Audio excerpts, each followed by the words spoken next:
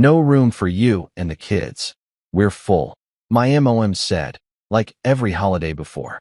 Yet somehow, my brother's kids, my ex-wife, and dog filled the table. I never argued. But this year, I bought a 5-bedroom loft in Manhattan.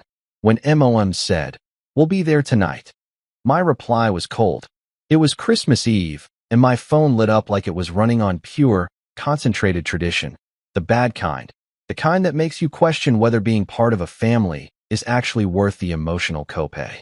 I was standing in my gloriously cramped 1-bedroom apartment, trying to untangle a string of lights that looked like they'd been through a bar fight, when the notification pinged. I already knew what it was before I even looked. Call it intuition, call it pattern recognition, call it years of being emotionally conditioned like one of Pavlov's dogs. Except instead of salivating, I just sighed. I picked up my phone, and there it was, glowing on the screen like a neon sign outside a dive bar that's seen better decades. "Sorry, sweetheart. No room for you and the kids this year." Mom sent it with her usual cheerful cruelty, that special blend of passive-aggressive affection that only a mother who's perfected the art of exclusion can deliver. She even added a little Christmas tree emoji at the end, like that somehow softened the blow. As if a tiny digital evergreen could make up for the fact that she was basically telling me and my kids to go kick rocks on the most family-oriented holiday of the year. The audacity was almost impressive, honestly. It takes real skill to make someone feel unwanted while maintaining plausible deniability through punctuation and festive emoticons. I just stared at the message and laughed. Not the haha funny kind of laugh, but that hollow, bitter chuckle you make when the universe delivers the exact same punchline for the 100th time and you're too tired to even pretend to be surprised anymore. No room, huh? That was rich. That was comedy gold. That was the kind of joke that would kill at an open mic night for dysfunctional families. Because here's the thing. Somehow, magically, miraculously, my brother Greg's 3 kids had plenty of room. His golden retriever, a neurotic furball named Captain who humped everything with the enthusiasm of a teenager discovering the internet, had room. And get this, my ex-wife Harper, the woman who'd left me 2 years ago because I lacked ambition and couldn't provide the lifestyle she deserved. Even she had a seat at the table. She'd somehow wormed her way into my family's good graces so thoroughly that she was now more welcome at their house than I was. The woman who'd walked out on our marriage was eating my mother's famous honey-glazed ham while I was about to microwave pizza rolls for Christmas dinner. Let that sink in for a second. My ex-wife. At my family's Christmas dinner. Without me. If irony was a commodity, I could have retired off that situation alone. Meanwhile, me and my 2 kids, June, who's 7 and still believes in the fundamental goodness of humanity, and Leo, who's 10 and already showing signs of my cynical DNA. We're celebrating in this 1-bedroom apartment that made a college dorm look spacious. We had a plastic tree that I'd bought from a going-out-of-business sale at a pharmacy 3 years ago.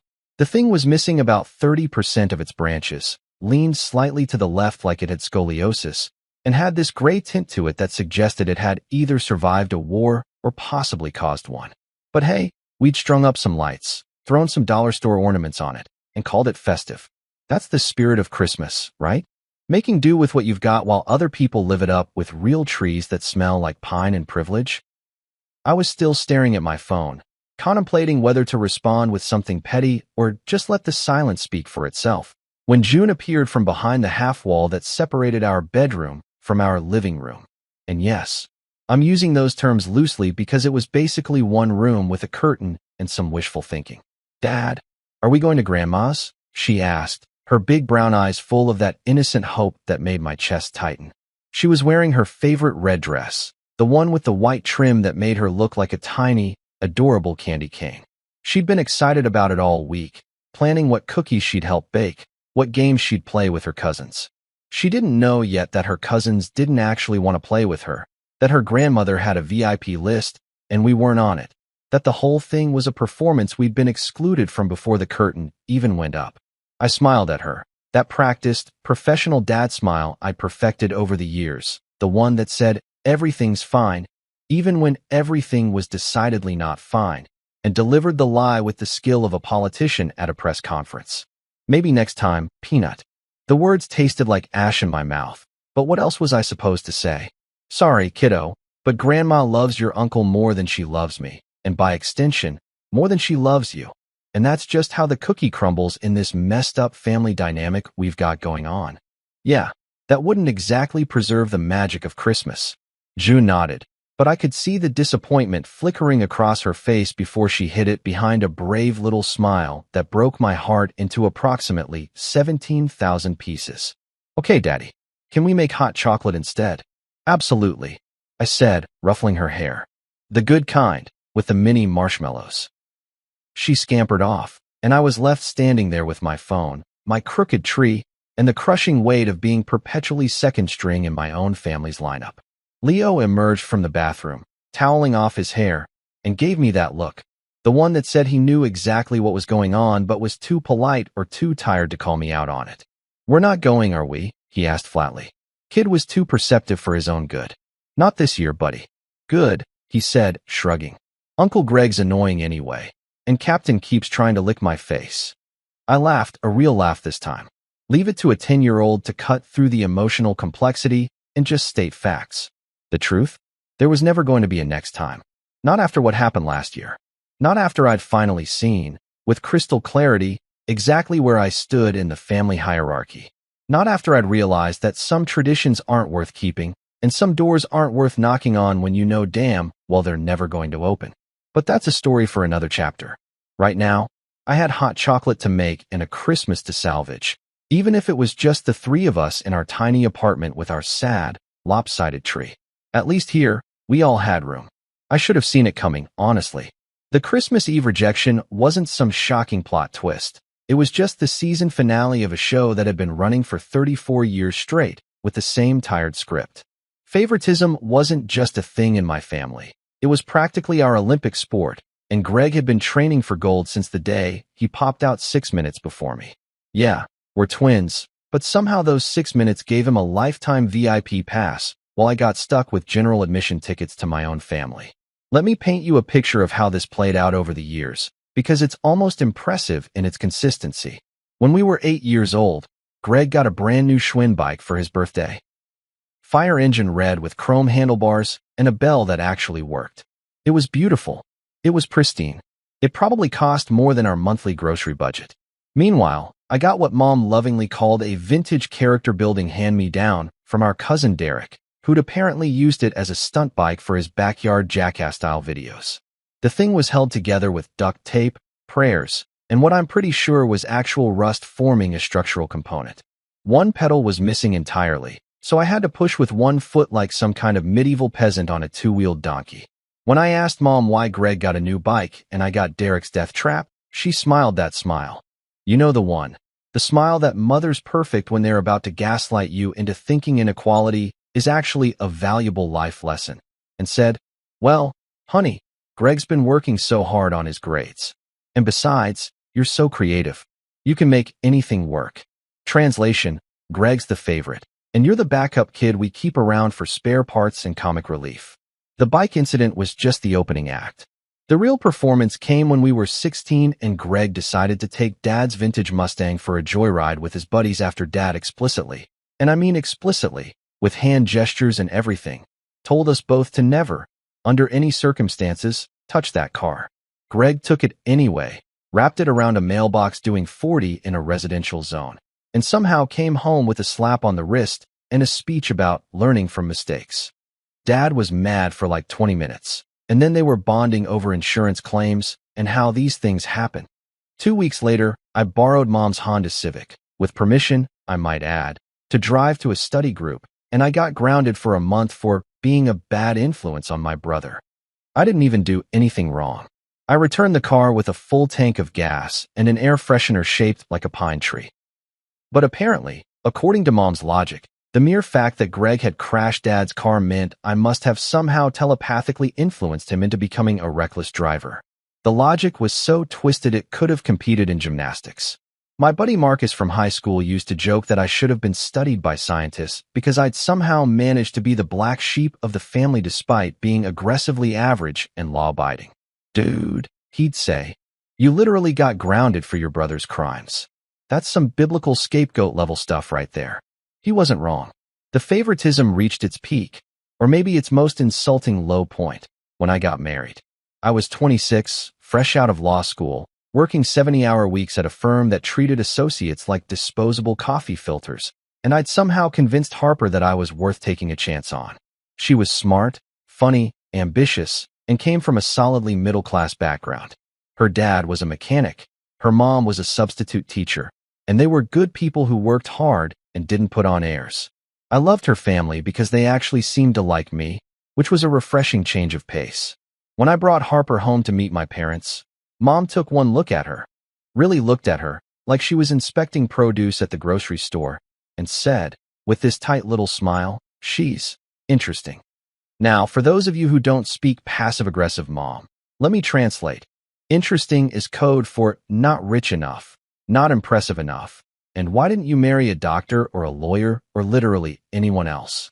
Harper wasn't wearing designer clothes or dropping names of country clubs her family belonged to, and in my mother's carefully curated social hierarchy, that meant she didn't make the cut.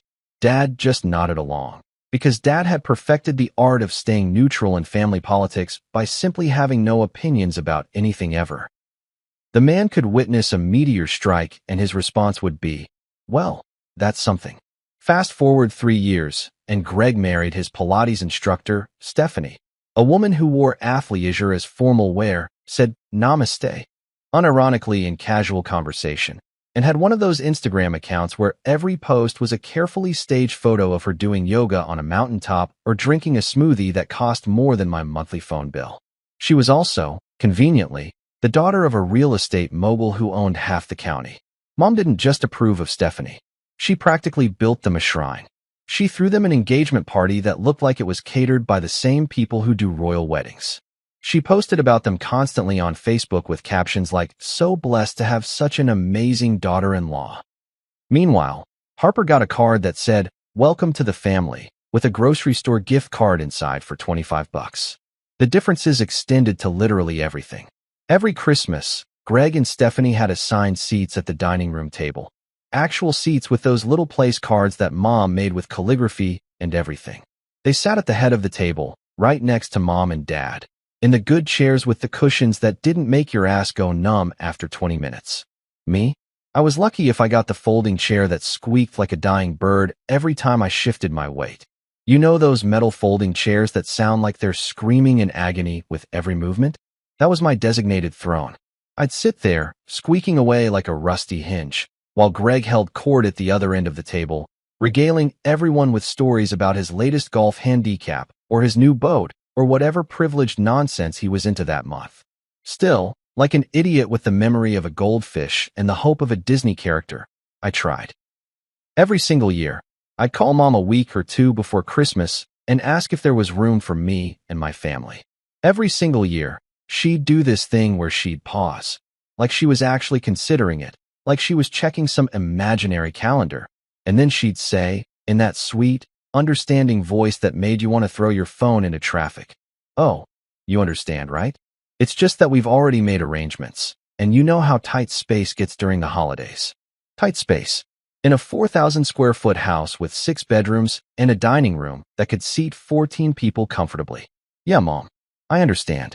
I understand that your family tree's got branches and I'm the dead leaf duct taped to the side, flapping in the wind, barely hanging on, and only kept around because completely disowning me would look bad at church.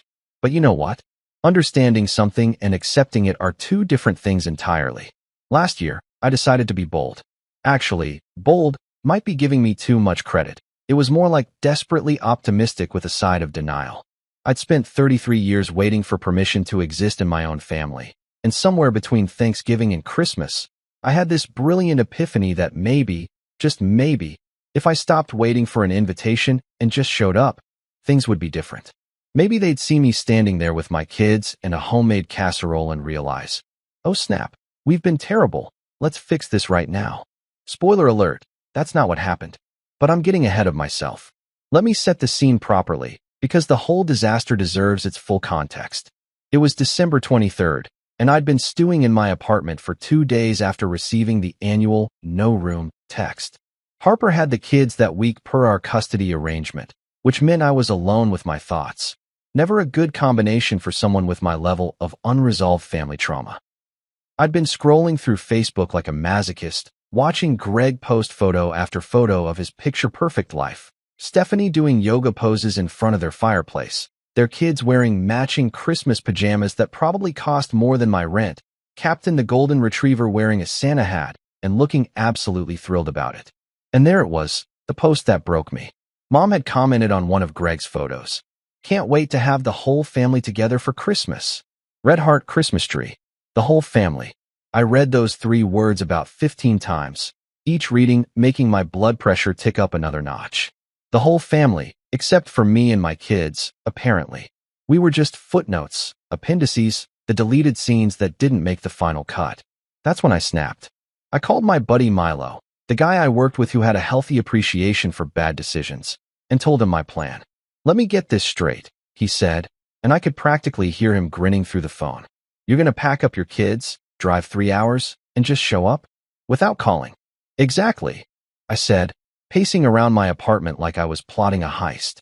"They can't turn me away if I'm standing right there on the doorstep with my children. That's just basic human decency." There was a long pause, and then Milo said, "Buddy, I love you, but have you met your family?" I ignored him because I was on a mission fueled by equal parts righteous indignation and spectacular naivety. So on Christmas Eve morning, I picked up Leo and June from Harper's place. She gave me this weird look when I told her we were going to my parents' house. This mixture of pity and concern that should have been a red flag the size of Texas, but I was too pumped up on misplaced confidence to notice. "Are you sure that's a good idea?" she asked, standing in her doorway in yoga pants and one of those oversized sweaters that cost $100 to look like it came from a thrift store. "It's Christmas, Harper. Family time," I said, like I was delivering some profound wisdom instead of setting myself up for emotional devastation. She just nodded slowly, the way you nod at someone who's about to walk into a glass door and you know it's gonna hurt, but you also can't look away. "Okay, good luck." I loaded the kids into my 12-year-old Civic, the same one I'd gotten grounded for borrowing, ironically enough, and we hit the road. I'd made a casserole the night before, this monstrosity of ground beef, noodles, cheese, and cream of mushroom soup that my grandmother used to make. It weighed approximately 40 pounds and could probably double as a doorstop or a murder weapon if the situation called for it. But it was homemade, damn it, and that had to count for something.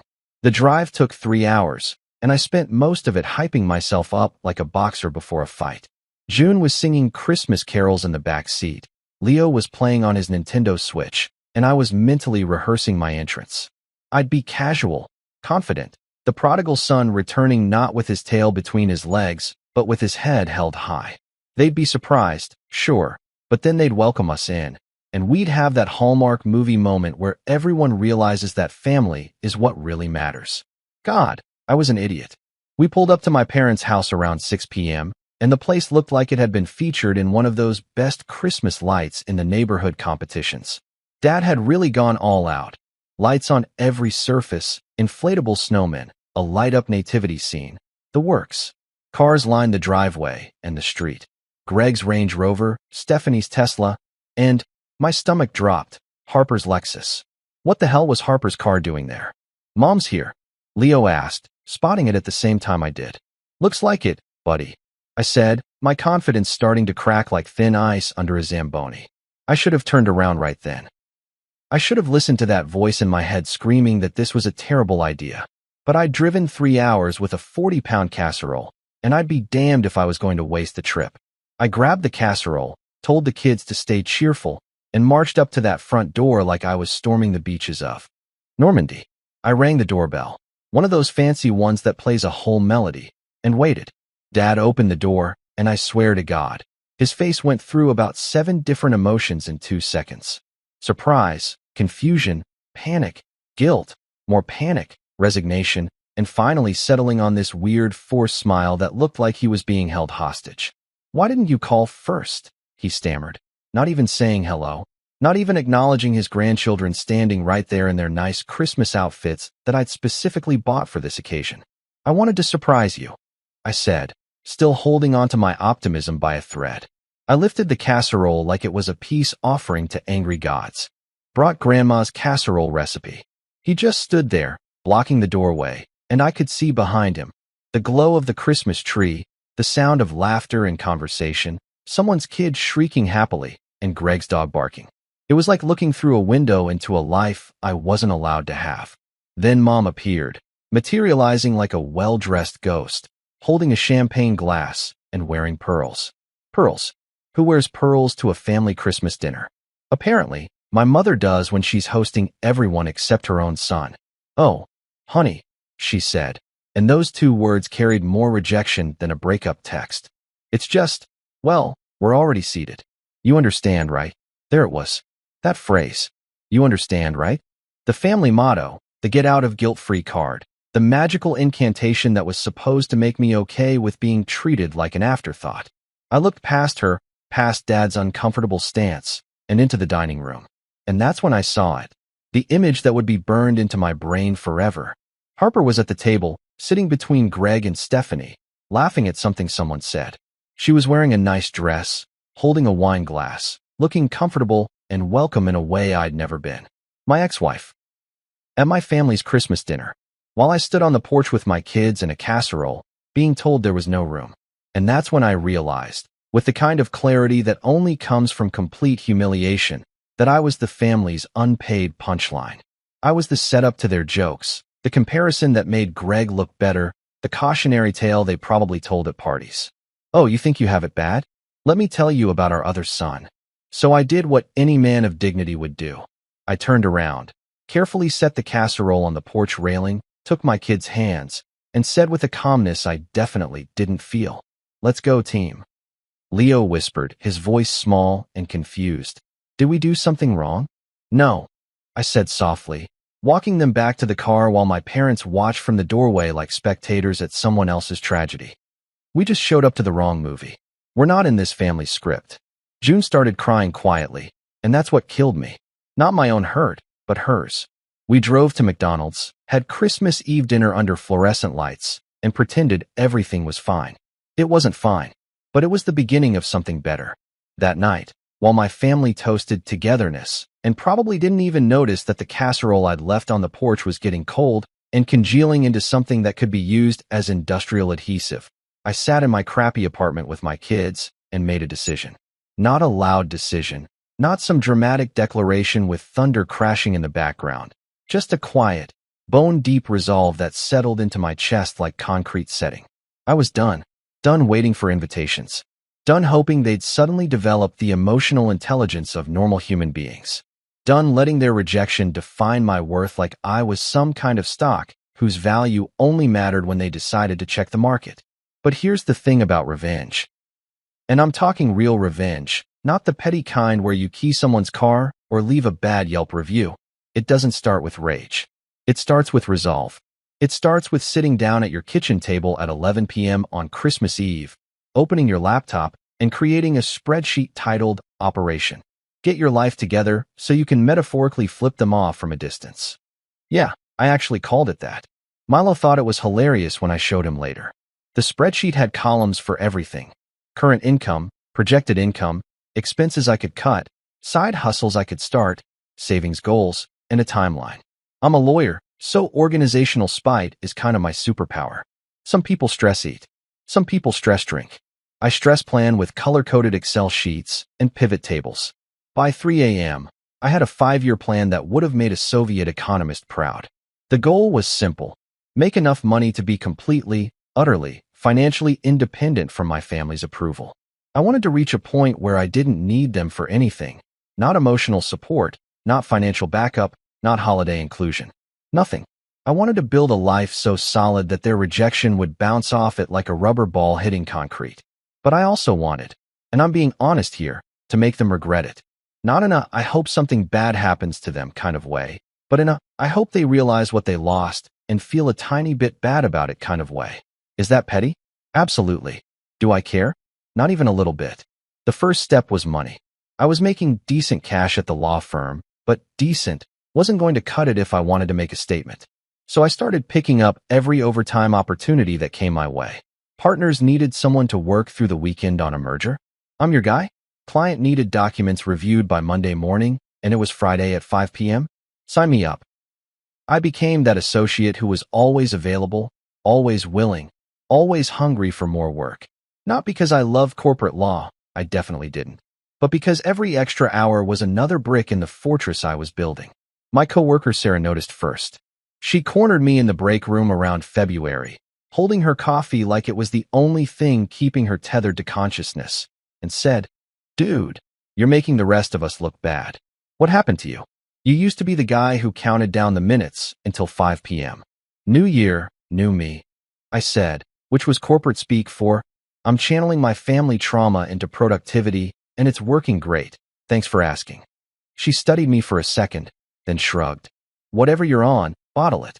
You've closed more deals in 2 months than I did all last year."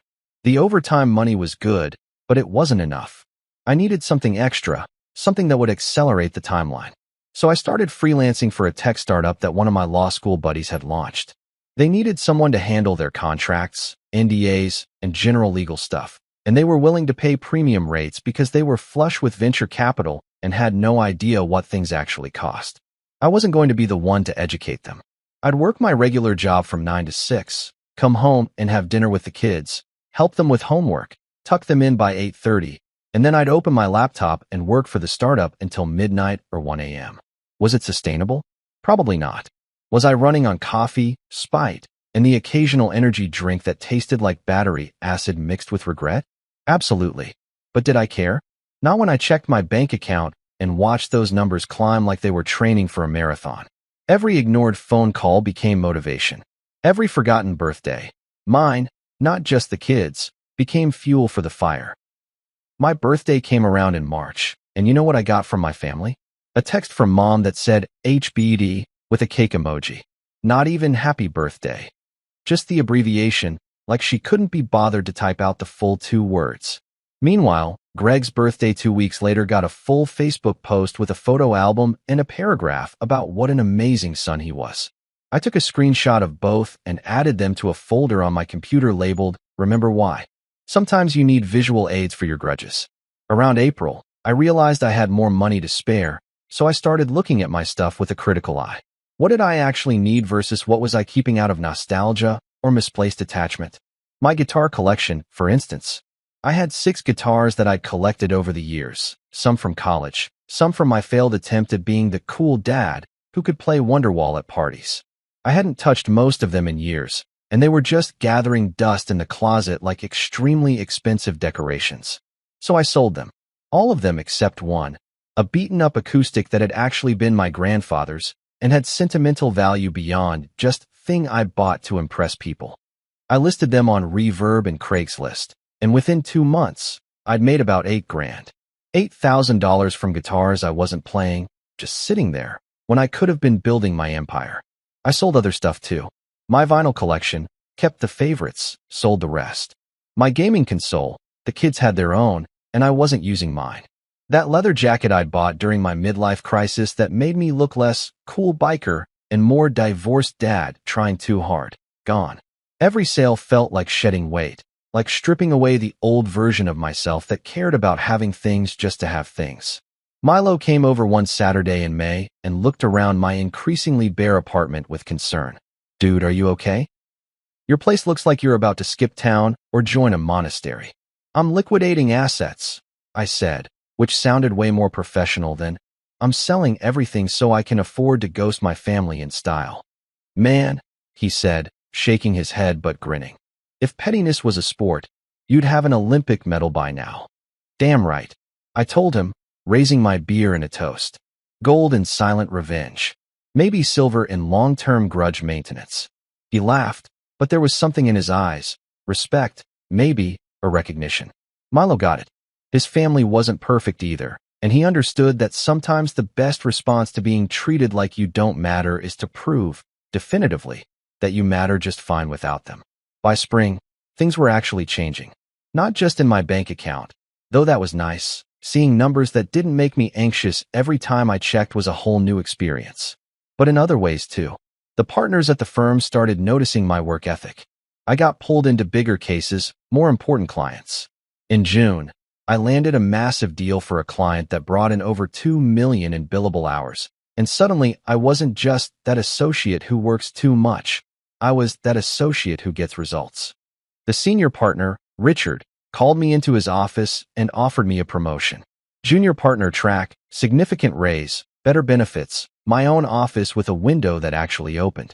I almost cried right there, but I managed to keep it together and accept with what I hoped looked like professional composure rather than desperate relief.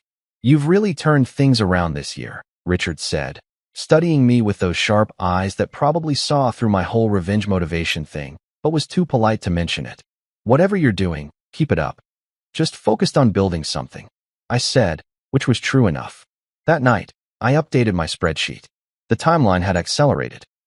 What I planned to take 5 years was now looking like 3, maybe less. The side hustle was growing. The startup wanted to bring me on as their official counsel, which would mean even more money.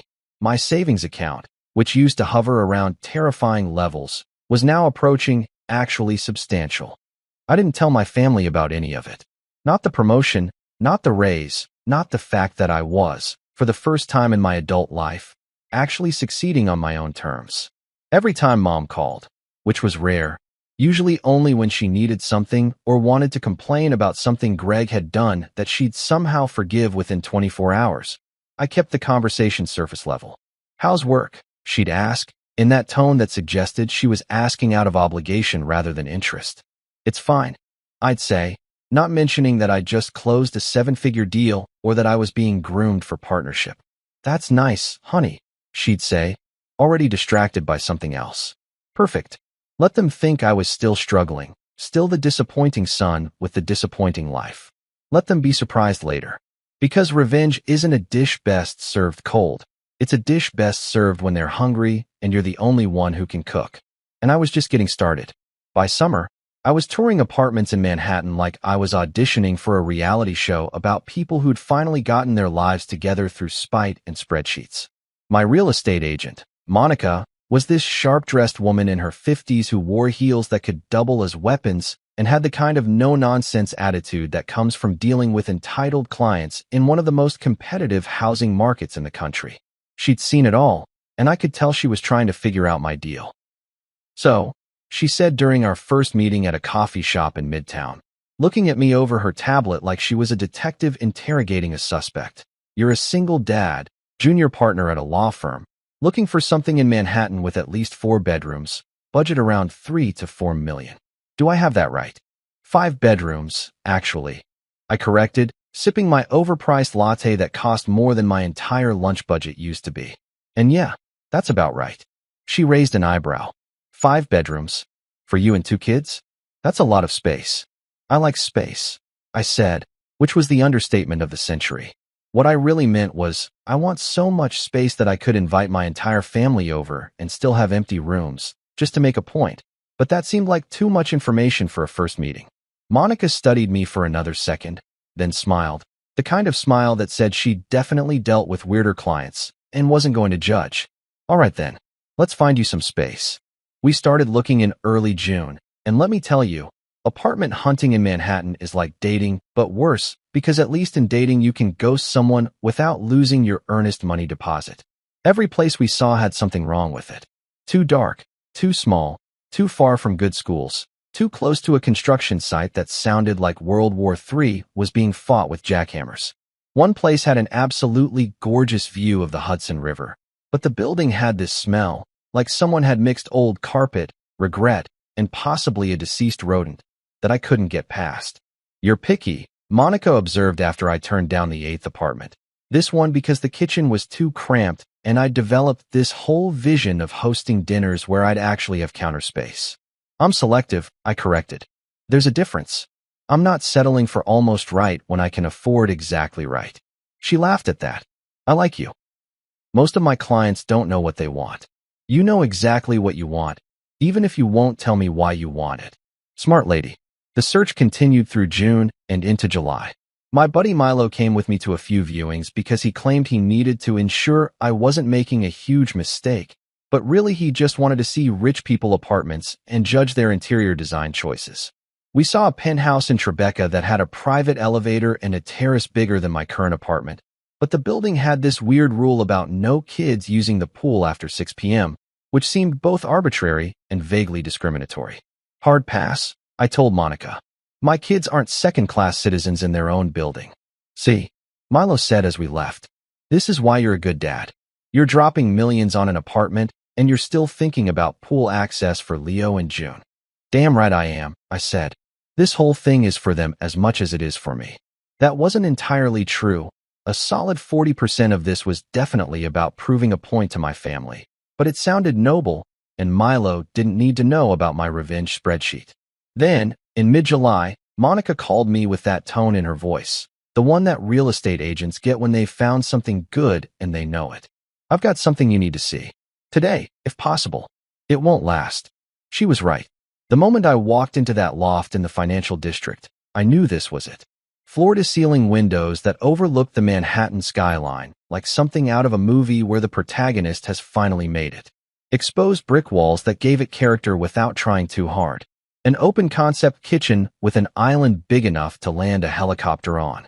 Hardwood floors that actually looked like real wood instead of that laminate garbage. And 5 bedrooms. 5 actual, legitimate bedrooms with closets and windows and space to breathe.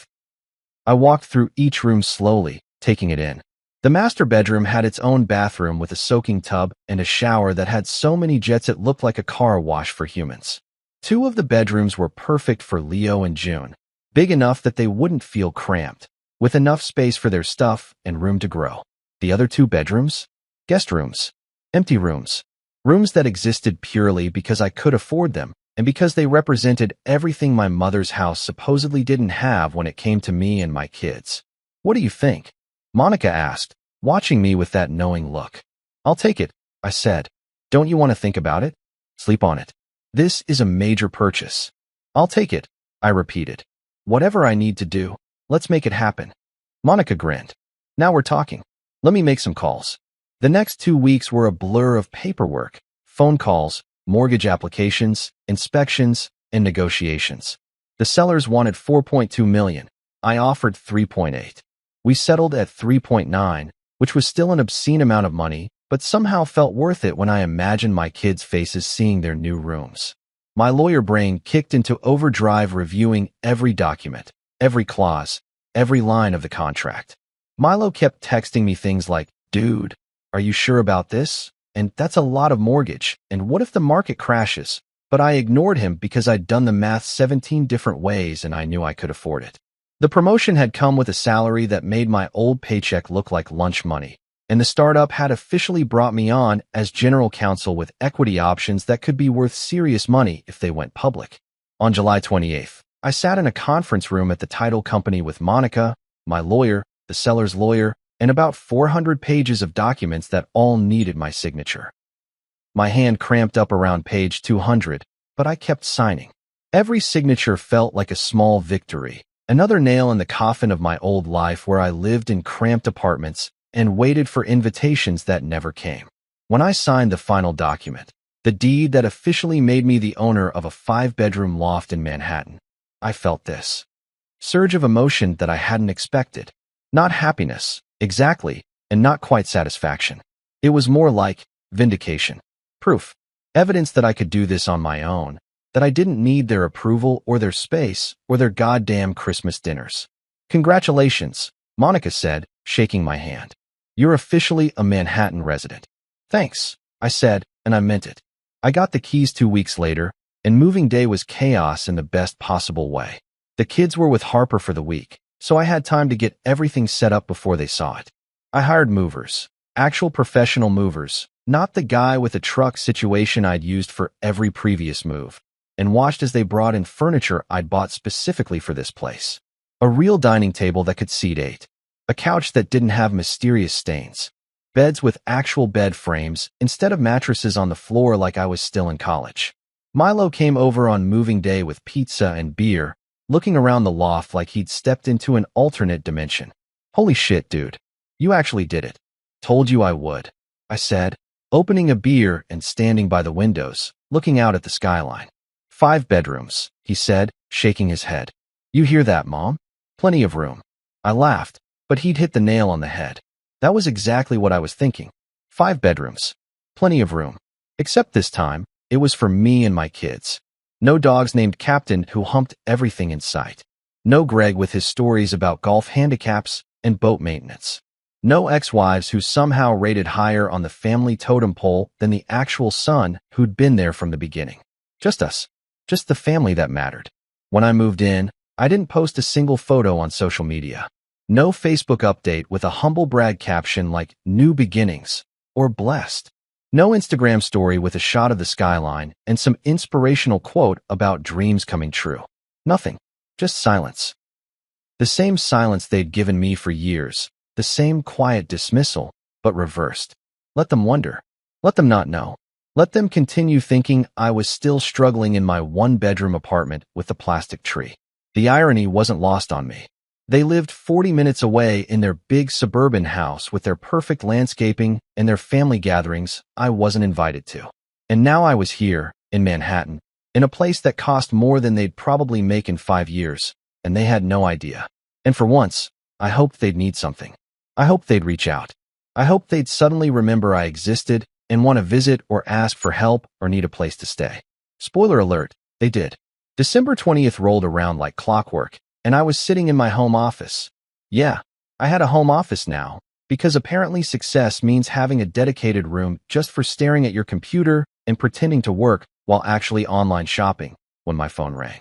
I didn't even need to check the caller ID. I could feel it in my bones, that sixth sense you develop when you've been conditioned by years of familial disappointment. It was like Spider-Man's Peter Tingle, except instead of sensing danger, I sensed incoming bullshit. I let it ring 3 times before answering, because I'm petty like that, and also because I was genuinely debating whether to pick up at all. But curiosity won out, the same way it always does when you know you're about to witness a train wreck and can't look away. "Hello," I said, going for casual, like I hadn't been expecting this call since approximately last Christmas. "Sweetheart." Mom's voice came through with that particular blend of forced cheerfulness and barely concealed desperation that I'd learned to recognize over 3 decades of being her disappointment. "How are you? We haven't talked in ages." We'd talked 2 weeks ago when she called to ask if I knew where she could get her iPad fixed because the screen was cracked, and I'd given her the name of a repair shop. She'd said, "Thanks, honey," and hung up without asking how I was or what the kids were doing. But sure, ages. "I'm good, Mom. What's up?" I leaned back in my chair, one of those fancy ergonomic ones that cost more than my first car, and waited for the other shoe to drop. It was coming. I could practically hear the gears turning through the phone. "Well," she said, and there was a pause that spoke volumes. The kind of pause that's pregnant with request, heavy with need, bulging with the expectation that I'd just roll over and help like I always had. "I don't know if you heard, but Greg's having some house troubles." "Oh," I said, channeling my inner lawyer and giving her nothing. This was a negotiation now, and I'd learned from the best, or rather, from representing the worst people in corporate America, how to let silence do the heavy lifting. "Yes, his furnace completely died. Can you believe it? 2 days ago, just stopped working entirely. And with the kids and Stephanie and poor Captain, you know how cold it gets. And they've tried to get someone out there, but apparently there's a part on back order, and it won't be fixed until after New Year's, and hotels are just impossibly expensive this time of year." She was rambling, which meant she was nervous, which meant she was about to ask for something big. I let her keep going, watching the snow fall outside my floor-to-ceiling windows, thinking about how I could see the Empire State Building from here and how absolutely insane that still felt. And we were all supposed to go to Greg's this year. You know, for Christmas, the whole family. But now we can't because it's literally freezing in that house, and the hotels are all booked or charging ridiculous prices, and... "Mom," I interrupted gently, deciding to put her out of her misery. "What do you need?" Another pause, this one shorter but somehow weightier. "Well, we heard. Harper mentioned that you'd moved. To Manhattan." Ah, there it was. Harper, my ex-wife, who was apparently still on the family text chain and had evidently mentioned my new living situation. I wondered what else she'd told them.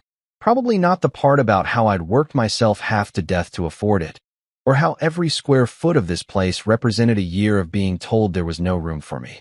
"Yeah," I said simply. "Moved in August." "That's wonderful, honey. Manhattan. How exciting." Her voice pitched up with that fake enthusiasm that mothers deploy when they're buttering you up for the kill. "And Harper said it's quite spacious?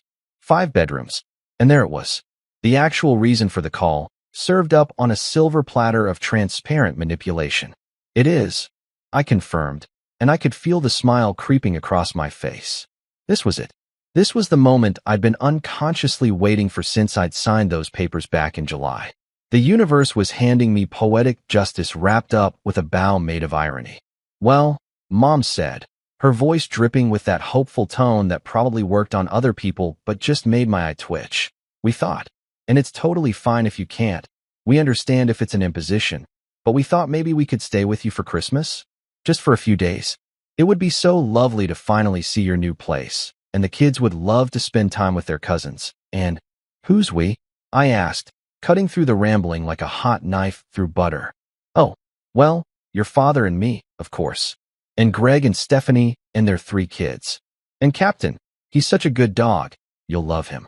And we thought Harper might join us too, since she's basically family, and she's been so lonely since, well, since she left me. Mom almost said but caught herself. Since she decided I wasn't good enough and walked out, leaving me in that shitty apartment with a plastic tree and 2 confused kids who couldn't understand why Mommy didn't want to be a family anymore. So that's what, 11 people and a dog. I said, doing the math out loud. Yes, but like I said, you have 5 bedrooms, plenty of space. And we'd only be there for Christmas Eve and Christmas Day, maybe the day after. We'd be out of your hair by the 27th at the latest. Plenty of space. Those words echoed in my head like a chorus in a Greek tragedy. How many times had I heard no room over the years? How many Christmases had I been told that their 4,000 square foot suburban palace somehow couldn't accommodate me and my 2 kids? I let the silence hang there for a moment, savoring it like a fine wine. This was power. This was control. This was every ignored text message and forgotten birthday and family photo I wasn't in, all crystallized into this single moment where I got to decide. You know what's funny, Mom? I said, my voice calm and even, the same tone I used in depositions when I was about to destroy someone's credibility. I just checked my calendar, and actually, we're full. The silence on the other end was deafening. I could practically hear her brain short-circuiting, trying to process what I'd just said. What do you mean, full? She asked, her voice losing that cheerful edge and taking on a hint of panic. It's just you and the kids, isn't it? In 5 bedrooms. The kids are staying with me this year, I said, which was true. Harper and I had worked out that I'd have them for Christmas this time. And we've made plans. We're full. But, she started, and I could hear the gears turning, the mental gymnastics beginning. Honey, we're family. Surely you can make room for family. And there it was. The magic word. Family. The same word they'd used as a weapon for years, wielding it when it was convenient, putting it away when it wasn't. Family means you show up. Family means you make space. Family means you don't get to pick and choose who matters based on who's more successful or more interesting or married to someone with money. Exactly, Mom, I said, and I could feel my heart pounding in my chest, adrenaline mixing with something that felt suspiciously like vindication. Family comes first. And you always said family is about priorities, right? About making room for the people who matter? Yes, of course, that's why. So I'm prioritizing my family this year. Me and my kids. We're full. No room for guests. I paused, letting that sink in, letting her feel what I'd felt for years. It's funny how that works, isn't it? When you finally understand what someone means by no room, it all becomes so clear. Honey, she said, and now her voice had that edge to it, that tone that said she was moving from confused to frustrated. This is different. We're talking about Christmas. We have nowhere else to go. Greg's house is freezing, hotels are booked. And every year I had nowhere else to go either. But somehow that was different, right? I kept my voice level, professional even. This wasn't about yelling or losing my cool. This was about boundaries, delivered with the precision of a scalpel. Every year when I asked if there was room, you had your reasons. Well, now I have mine. The kids and I have plans. We're full. But there are 5 bedrooms. Her voice was rising now, the desperation leaking through. I know, I said simply. Plenty of space. Just not for you. You could hear the frost forming on the line.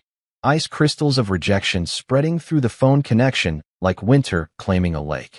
I can't believe you're doing this, she said, her voice tight. Over what? Some perceived slight from years ago. We're your family. Right, I said. My family.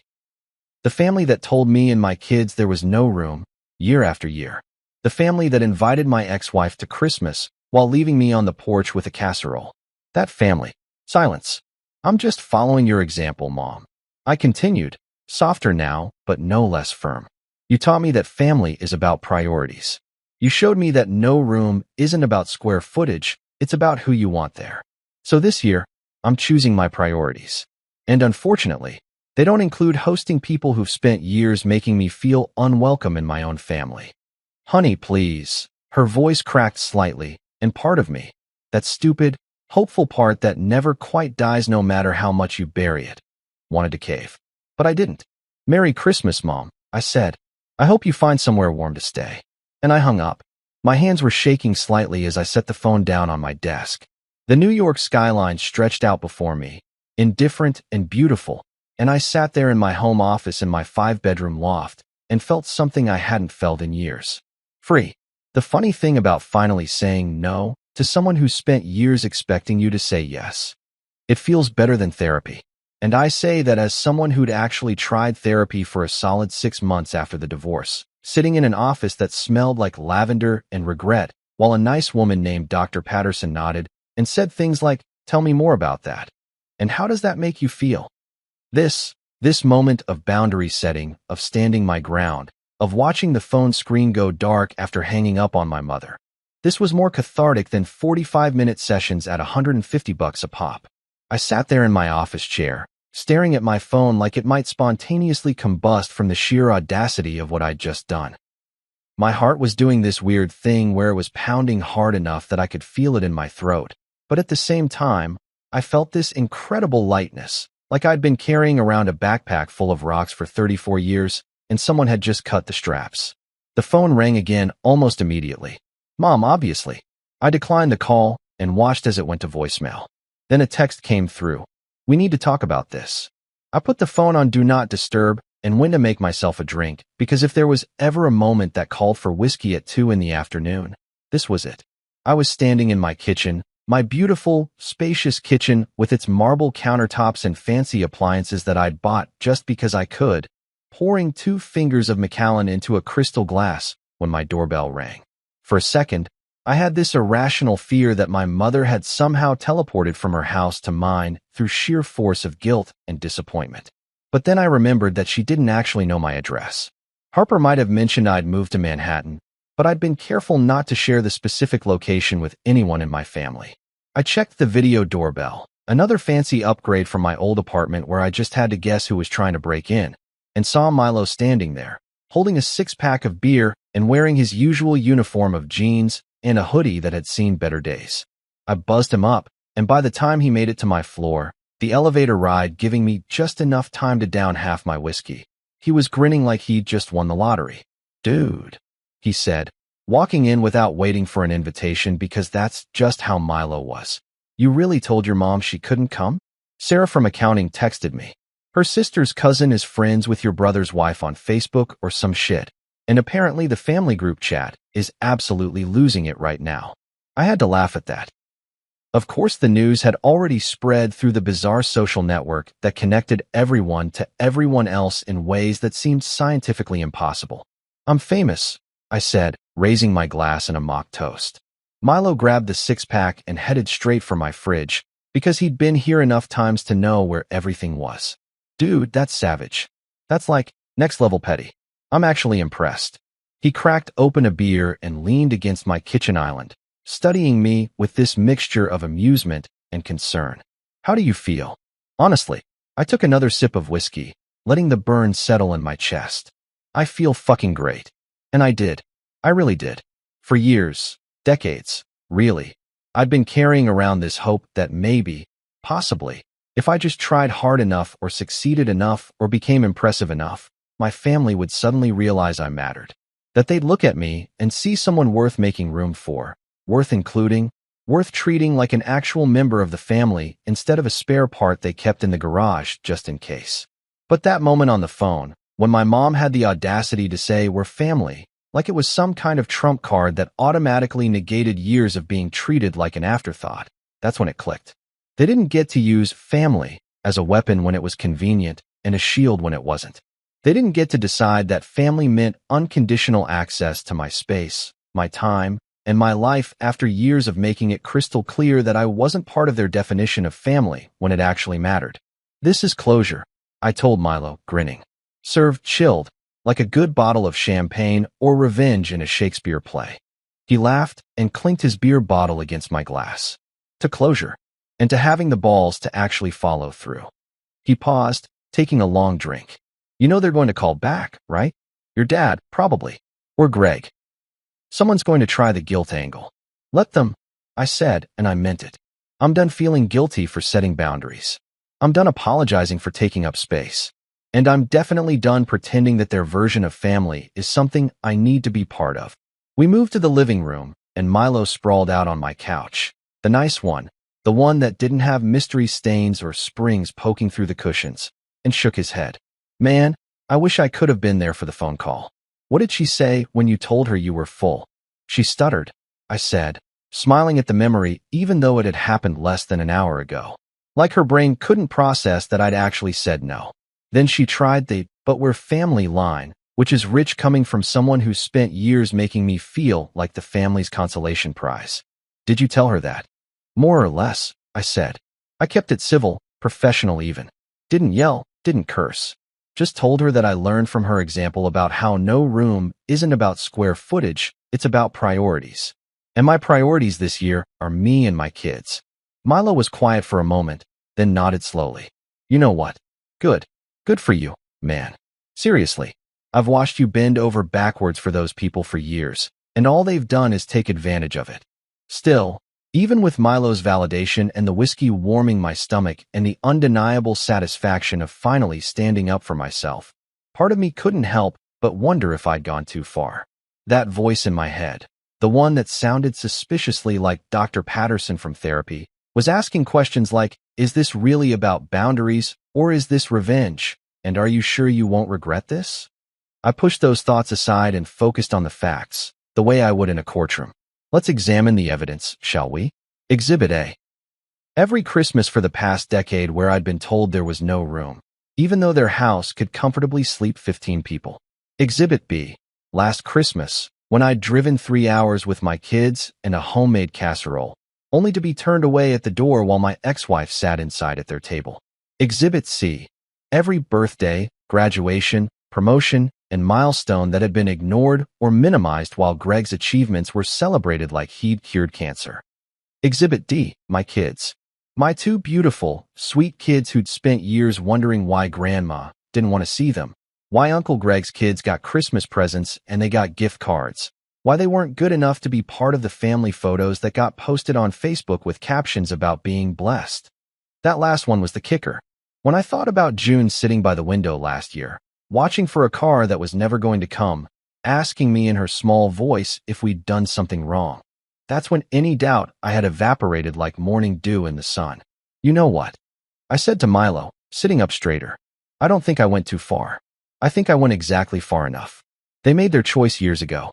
They chose Greg. They chose appearances. They chose comfort over inclusion.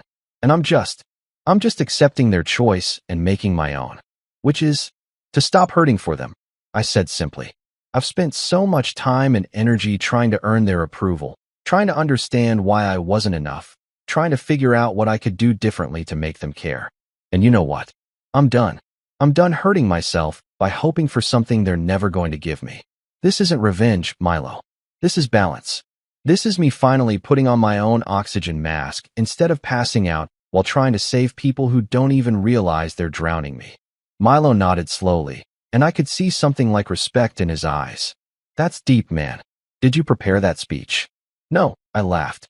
But I probably should have, because knowing my family, I'm going to have to repeat it about 6 more times before they actually hear it. We sat there for a while, drinking and talking about other things, his dating life, disastrous, work drama, entertaining, and whether the Knicks would ever win another championship, unlikely. But the whole time, I kept glancing at my phone, watching the notifications pile up. 3 more calls from Mom. 2 from Dad. A text from Greg that just said, "Really, dude?" A longer text from Stephanie that started with, "I know we're not close, but," that I didn't bother reading all the way through. And you know what? Each notification Each attempt to guilt me or convince me or make me feel bad about my decision just reinforced that I'd made the right call. By the time Milo left around 6, he had a date with someone he'd met on one of those apps where everyone lies about their height and their personality. I was feeling good. Not just satisfied, but genuinely, deeply good. The kind of good that comes from knowing you've done something difficult but necessary, like ripping off a Band-Aid or finally telling your barber that you actually hate the haircut he's been giving you for 5 years. I ordered Thai food, the expensive kind from that place in Soho that charges $20 for pad Thai, but makes it so good you don't even care, and ate it while watching the city lights come on outside my windows. The Empire State Building lit up in red and green for the holidays, and I sat there thinking about how far I'd come from that one-bedroom apartment with the plastic tree. This wasn't about the money or the apartment or even the satisfaction of finally saying no. It was about reclaiming myself, about deciding that my worth wasn't determined by whether my family could see it. And that, my friends, felt better than any Christmas dinner ever could.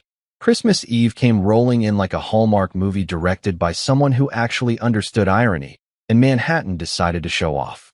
The city was glittering outside my window like someone had taken every Christmas light in America and said, "You know what? Let's just put them all in one place and make it absolutely ridiculous." The Empire State Building was doing its red and green color-changing thing. The skyscrapers were outlined in white lights that made them look like giant presents wrapped by a deity with decent taste, and Central Park, visible from my corner windows if I squinted and pretended I had better eyesight, was probably covered in that perfect movie snow that exists nowhere else in the real world. Inside my loft, things were equally impressive, if I do say so myself. I'd gone all out this year, partially because I wanted to give my kids the best Christmas possible, and partially because I'm petty enough to make sure everything was Instagram perfect in case I decided to rub it in later. The dining table, real wood, seats 8 comfortably, cost more than my first car and my second car combined, was set like I was expecting the ghost of Martha Stewart to show up and judge my presentation skills. I'd cooked an actual roasted duck because turkey felt too pedestrian, and I wanted to prove to myself that I could handle fancy poultry without burning down my kitchen. The mashed potatoes were homemade. None of that boxed garbage with the suspicious flakes that reconstitute into something that technically qualifies as food. I had roasted vegetables that actually looked like the photos in cooking magazines, a bottle of wine that cost more than I used to spend on groceries in a week, and the piece de resistance, actual matching napkins. Not paper towels folded into triangles, not mismatched cloth napkins from 3 different decades, but honest-to-God matching linen napkins that I'd bought from Williams-Sonoma like a proper adult. June and Leo were dancing around the living room to Christmas music, high on sugar cookies, and the kind of pure joy that only kids can achieve when they're not yet cynical enough to question whether happiness is sustainable. June was wearing this red velvet dress that made her look like a tiny Christmas angel, and Leo had actually agreed to wear the button-down shirt I'd bought him without complaining that it was too fancy or not comfortable. Small miracles. I was in the kitchen, basting the duck for the 3rd time because apparently that's what you do when you cook duck, and wanted to not taste like expensive shoe leather when my doorbell rang. I checked the video screen and saw Sandra from down the hall, holding what looked like a pie container and wearing one of those ugly Christmas sweaters that was so aggressively festive it could probably be seen from space. Sandra was this 50-something graphic designer who'd lived in the building for 15 years and had appointed herself the unofficial welcome wagon for new residents. She'd shown up the day I moved in with cookies and a list of the best takeout places in the neighborhood, and we'd become what I'd call casual friends, the kind where you say hi in the elevator and occasionally borrow each other's Amazon packages when delivery gets confused. I buzzed her up, and she came in carrying her pie like it was the Holy Grail. "Merry Christmas, neighbor," she announced, her sweater featuring a 3D Rudolph with an actual light-up nose. "I made my famous apple pie and figured you could use some dessert since you're doing the whole domestic god thing tonight." "Domestic god?" I said, taking the pie from her and setting it on the counter. "That's generous. I'm more like domestic guy who Googled how to cook duck at 2 a.m. and hoped for the best." She laughed and looked around, taking in the set table and the kids dancing and the general atmosphere of functional adult who has his life together, which was hilarious considering I'd been a disaster less than 2 years ago. For a guy who used to eat instant noodles for dinner 3 nights a week, you clean up nice, she teased, referencing a conversation we'd had in the elevator once where I'd admitted my previous culinary limitations. I smirked, pulling the duck out of the oven to check on it. Petty success looks good on me. Turns out when you're motivated by spite and the desire to prove everyone wrong, you can accomplish almost anything. Spite is an underrated motivator, Sandra agreed, stealing a cookie from the plate I'd set out for the kids. My entire career is built on proving my ex-husband wrong about my artistic abilities.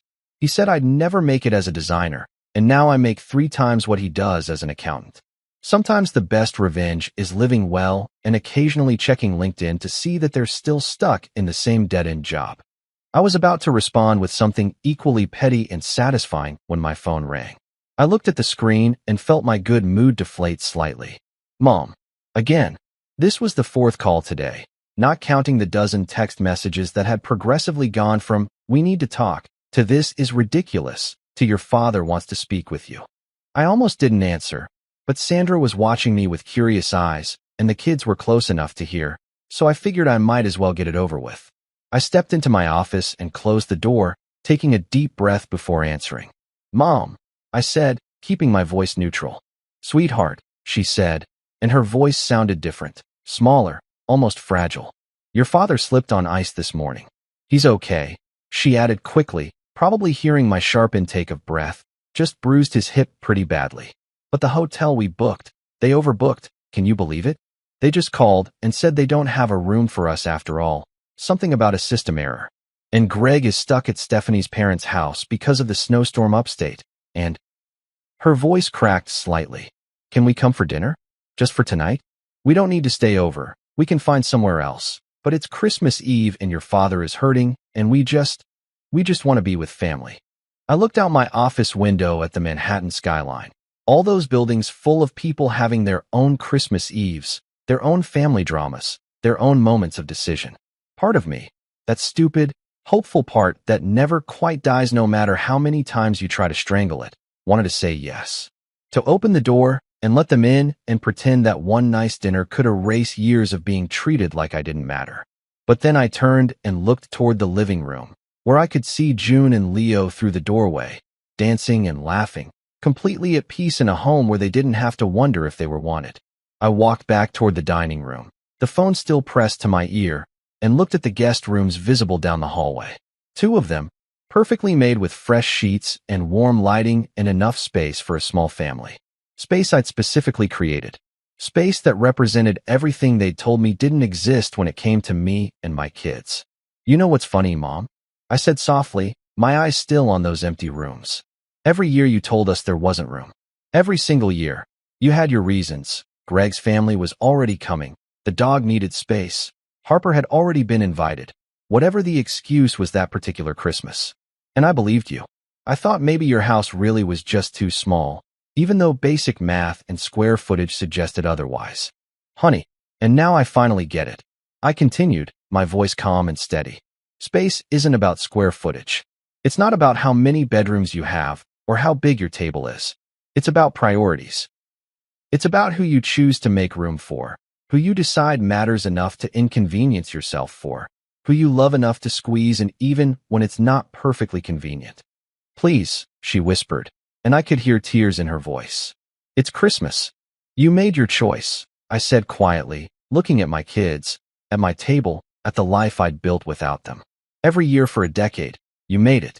You chose who mattered and who didn't. You chose who got seats at the table and who got the folding chair that squeaked. You chose who was family and who was optional. We never met. I just learned from the best, Mom," I said, and I hung up before she could finish. My hands were steady as I set the phone down. Sandra had apparently let herself out while I was on the call, leaving the pie on the counter with a note that said, "Enjoy your evening." I walked back to the dining room where my kids were waiting, their faces bright with excitement, and smiled. "Ready for dinner?" I asked. "Yes," they shouted in unison. And for the first time in years, I meant it when I said, "Me too." Silence never sounded so good, and I'm not talking about that awkward, tension-filled silence you get when someone says something inappropriate at Thanksgiving and everyone suddenly becomes fascinated with their mashed potatoes. I'm talking about real silence. The kind that comes from peace, from contentment, from not having to perform or pretend or navigate the emotional minefield of family dynamics that require a PhD in psychology and a drink stronger than eggnog to survive. We ate dinner at the big table, just the three of us spread out across seats that could have fit 8. In the past, this might have felt lonely, like we were rattling around in too much space, trying to fill a void with expensive furniture and good intentions. But tonight it felt exactly right, like we'd finally found the correct sized container for our little family instead of trying to squeeze ourselves into someone else's too small box. The duck turned out surprisingly good, considering I'd learned how to cook it from a YouTube video made by a guy with a man bun who kept saying things like, "Respect the bird," and "Let the fat render naturally, bro." Leo, who usually ate chicken nuggets like they were going out of style and treated vegetables like they were personally offensive, actually tried everything on his plate without me having to bribe him. "Dad, this is really good," he said, sounding genuinely surprised that I could produce food that didn't come from a delivery app or a microwave. "Don't sound so shocked," I said, pretending to be offended. "I have skills. Hidden skills. Dad skills that only emerge under specific circumstances. Like when you want to prove something to Grandma?" June asked innocently, and I nearly choked on my wine because apparently 7-year-olds are more perceptive than CIA interrogators. "Maybe a little," I admitted, because lying to your kids about your motivations seems like the kind of thing that leads to them writing tell-all books about you later. But mostly because I wanted us to have a really nice Christmas. Just us. I like just us, June said, swinging her legs under the table. They didn't quite reach the floor yet, and something about that made my chest tight. It's quiet. Not like when we used to go to Grandma's and everyone was yelling and Captain kept trying to eat my cookies. Leo nodded in agreement. And Uncle Greg's kids are kind of mean. They always made fun of our clothes. I hadn't known that. They'd never told me that before, and I felt this surge of retroactive anger mixed with guilt that I'd been trying so hard to force them into a situation where they were being treated badly. I'd been so focused on my own rejection that I hadn't fully registered that they were experiencing it too, just in different ways.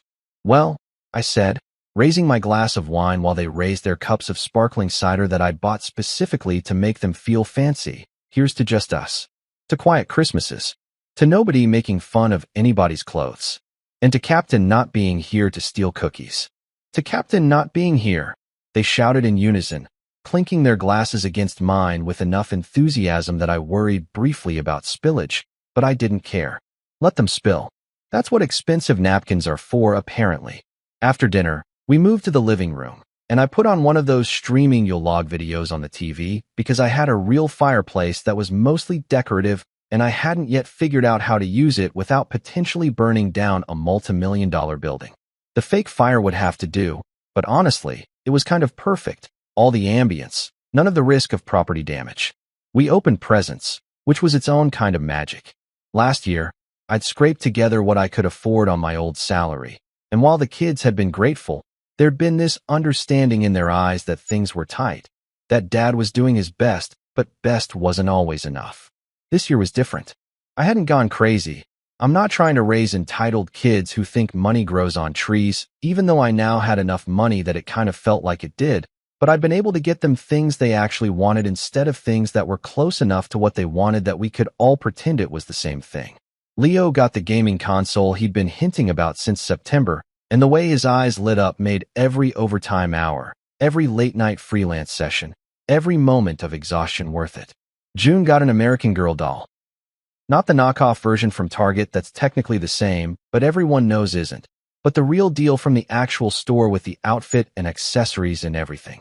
She literally screamed, which in 7-year-old girl language is the equivalent of a standing ovation. "This is the best Christmas ever," June declared, hugging her doll like it might disappear if she let go, and I felt something crack open in my chest. Not break. Nothing was breaking anymore, but opening, like a window letting in fresh air after being closed for too long.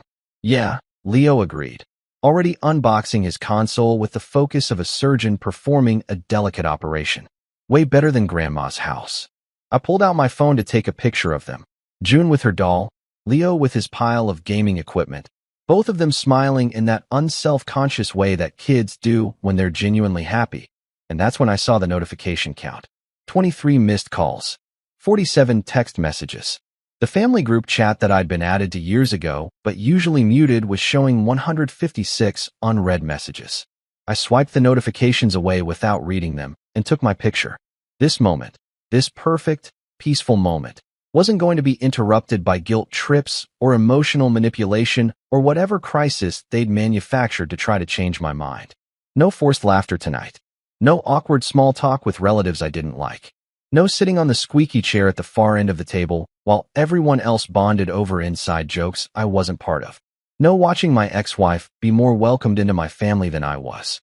No explaining to my kids why they weren't as important as their cousins. Just peace. Just us. Around 9, we went up to the roof deck. Yes, the building had a roof deck, because apparently when you pay Manhattan prices you get Manhattan amenities, and watch the fireworks. Some company or another was doing a display over the Hudson, and from our vantage point, we could see them perfectly. The kids stood at the railing, safely back from the edge because I'm not trying to give myself a heart attack, oohing and ahhing at each explosion of color against the night sky. June turned to me, her face illuminated by the red and gold of a particularly impressive firework, and whispered like she was sharing a secret. "Dad, this is the best Christmas ever." And for the first time in years, maybe in forever, I agreed without any reservations or qualifications or mental asterisks. "Yeah, Peanut," I said, pulling her close while Leo leaned against my other side. "It really is." I wasn't angry anymore. The rage that had fueled my spreadsheet and my work ethic and my single-minded determination to succeed had burned itself out somewhere between hanging up on my mother and watching my kids open presents. I wasn't waiting to be invited anymore, wasn't hoping they'd suddenly see my worth, wasn't holding my breath for an apology that was never going to come. I'd built my own table, and it was full of love, laughter, terrible dad jokes that made my kids groan, and take-out leftovers that I didn't have to share with Greg's hyperactive dog or anyone else who'd spent years making me feel like I was taking up too much space just by existing. We went back downstairs around 10, and I tucked them into their rooms. Their actual rooms with their actual beds and their actual stuff, not a borrowed couch or an air mattress on someone's floor or a sleeping bag in the corner, while the real family got the real beds. June fell asleep clutching her doll, and Leo was already gaming with his headphones on, lost in whatever digital world 13-year-olds escape to these days. I walked through my loft, turning off lights and putting away dishes and doing all the mundane tasks that make up a life, and I felt this profound sense of gratitude. Not for the apartment or the money or even the satisfaction of telling my family no, though that was nice, I won't lie, but for this, for quiet, for peace, for a Christmas where nobody made me feel small. I poured myself a final glass of that expensive scotch, stood by my floor-to-ceiling windows looking out at the city that never sleeps, and raised my glass to my reflection. "Merry Christmas," I said softly. We made it, and for the first time in my entire adult life, I had absolutely nothing to prove and nowhere I'd rather be. Near midnight, after the kids were asleep and the city had settled into that weird liminal space between Christmas Eve and Christmas Day, I made the mistake of checking my phone. I say mistake because ignorance is bliss, and I'd been pretty blissful for the past few hours pretending that my family wasn't having a collective meltdown 40 minutes away in their suburban fortress of dysfunction. The screen lit up like a slot machine hitting jackpot, except instead of winning money, I'd won guilt trips and emotional manipulation. Missed calls, 37. Text messages, 62. Voicemails, I didn't even want to know. The family group chat, the one I'd muted years ago after realizing it was just a platform for everyone to praise Greg and ignore me, had 203 unread messages. I scrolled through some of them, because apparently I'm a masochist who enjoys watching train wrecks in slow motion. "Mom, we didn't mean it like that." "Dad, can we talk about this like adults?" "Greg, dude, seriously? It's Christmas." "Stephanie, think about your parents. They're getting older." "Harper, maybe you should reconsider. Family is important."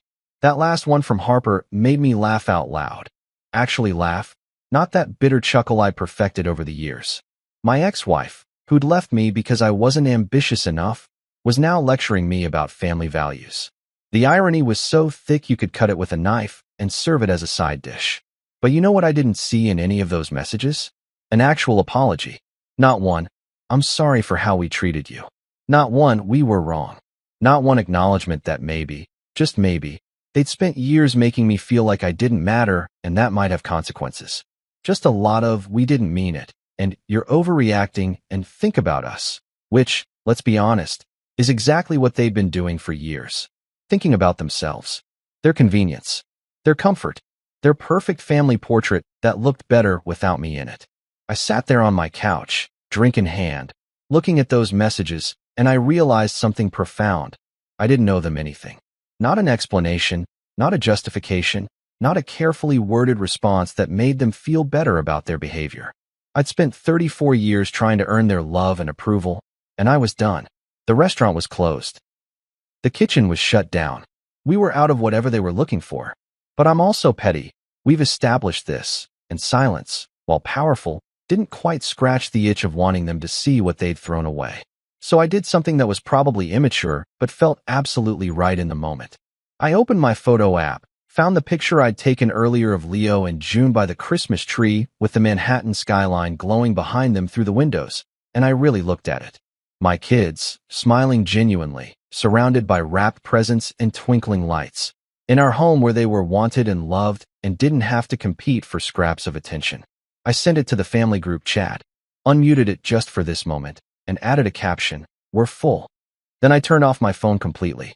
Not do not disturb, not airplane mode, fully off, watching the screen go black like closing the curtain on a show that had run way too long. I leaned back on my couch, this beautiful piece of furniture in my beautiful apartment in my beautiful life that I'd built myself without their help or approval, and I whispered to the empty room, "Finally, so am I."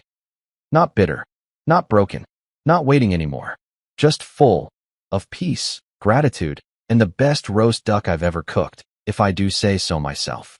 The city lights glittered outside my windows like a million tiny affirmations, and somewhere out there, my family was probably losing their minds over a 2-word text message and a photo. Let them stew in it.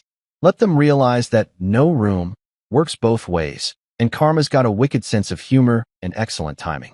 I raised my glass to the skyline, to my sleeping kids, to myself for finally understanding that family isn't about blood or obligation or guilt. It's about who shows up, who makes room, who chooses you back. And this year, I chose us. Merry Christmas to me.